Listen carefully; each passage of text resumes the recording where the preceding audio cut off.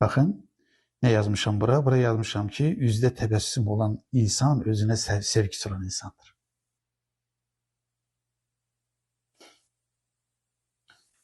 Değerli gençler, tebessüm sevgi yaratır, cazibe yaratır.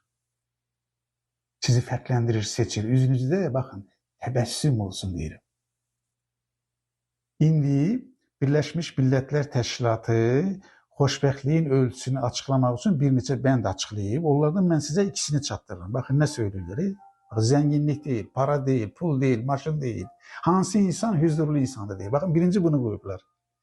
Bir günde neçə dəfə gülürsünüz.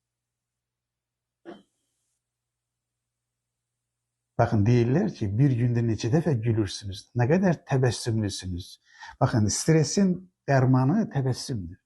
Gülseniz stres kaçar. İkinci birisi nedir? Hansı insanlar huzurludur ölçüsünü söylüyorum.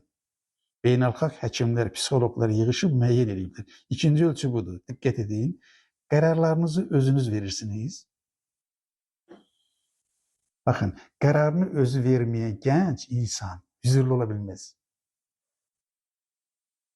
Hayatta kararınızı özünüz vereceksiniz. Eğer kararlarınızı özünüz verirsinizse, eğer özünüzde tebessüm varsa siz özünüzü sevirsiniz.